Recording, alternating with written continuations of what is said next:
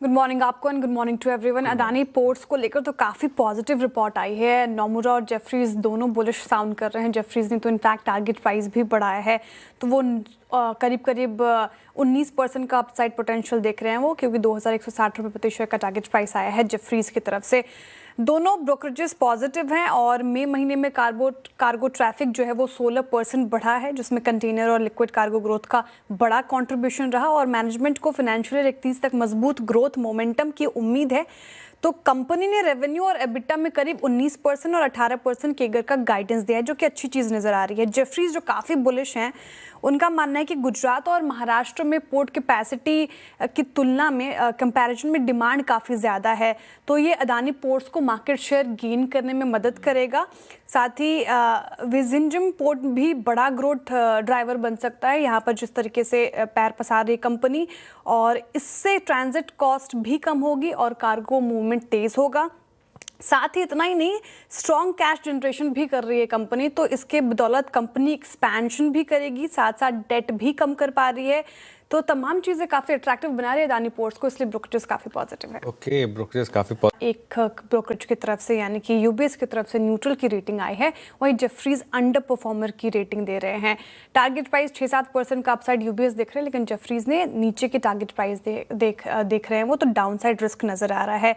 UBS कह रहे हैं कि मैनेजमेंट काफ़ी कॉन्फिडेंट साउंड कर रही है एआई को लेकर, और मैनेजमेंट का मानना है कि एआई अगले 5 सालों में कंपनी की रेवेन्यू को 2 गुना कर सकता है, जो कि अच्छी चीज़ लगी है यूबीएस को। और उनके मुताबिक एआई एडॉप्शन की वजह से ग्लोबल एंटरप्राइज टेक्नोलॉजी स्पेंडिंग बढ़कर $2.3 ट्रिलियन तक पहुंच सकती है, और फाइनेंशियल 27 में एंटरप्राइजेस में एआई का बड़े पैमाने पर इस्तेमाल शुरू हो सकता है। तो एआई जिसको लेकर जिस तरीके से एलटीएम काम कर रही है वो अच्छी चीज़ लग रही है यूबीएस को, लेकिन जेफरीज ने कहा है कि एआई जहां नए मौके पैदा कर रहा है, वहीं ट्रेडिशनल आईटी सर्विसेज का जो काम था वो कहीं ना कहीं उस पर असर डाल रहा है, तो वो रेवेन्यू पर असर पड़ेगा उसका।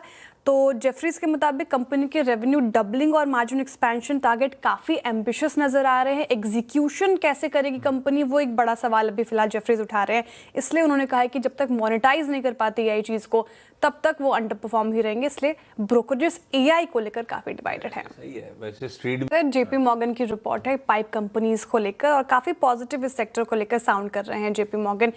दो जो टॉपिक है स्पेस में, वो है सुप्रीम इंडस्ट्रीज और एस्ट्रल, दोनों पर ओवरवेट की कॉल है और टारगेट प्राइस भी अच्छा खासा है। एस्ट्रल में 17% का अपसाइड पोटेंशियल देख रहे हैं वो, और सुप्रीम इंडस्ट्रीज में करीब 13% का अपसाइड पोटेंशियल देख रहे हैं वो।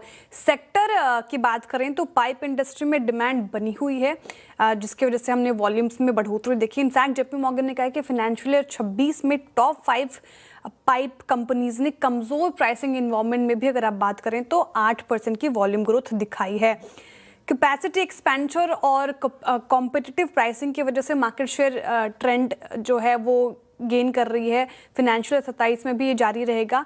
लेकिन एक चीज़ की जेपी मॉर्गन ने कहा कि कंपनीज ने ज़्यादा प्राइस हाइक लिया नहीं है, तो यहाँ पर और कैसे कंपनीज यहाँ पर प्राइस हाइक को लेकर काम करती है वहाँ पर नजर रहेंगी।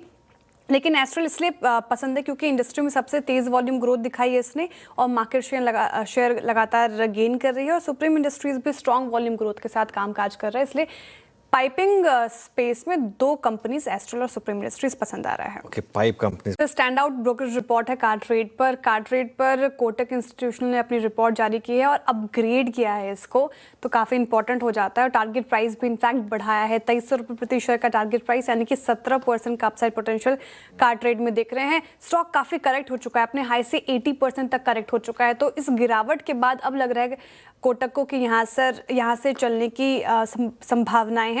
और ब्रोकरेज का मानना है कि स्टॉक में आई गिरावट की वजह समझें तो एआई डिसरप्शन की चिंताओं की वजह से ये गिरावट देखने को मिली, लेकिन कार्ट्रेड का मजबूत डीलर नेटवर्क है, वैल्यू एडेड सर्विसेज उसकी मार्केट पोजीशन को मजबूत बनाए रखे हुए है, तो आगे चलकर यहाँ पर देखें तो एक इम्प्रूवमेंट देखने को मिल सकती है। इनफैक्ट OLX बिजनेस जो है उसकी भी वैल्यूएशन अगर आप देखें तो बेहतर हो रही है, और प्रॉफिटेबिलिटी यहाँ पर भी इंप्रूव हो रही है। तो कार्ट्रेड इस हालिया करेक्शन के बाद अब शायद यहाँ पे अपसाइड पोटेंशियल नजर आ सकता है, इसलिए काफी पॉजिटिव रिपोर्ट। खूब डिसअपॉइंटिंग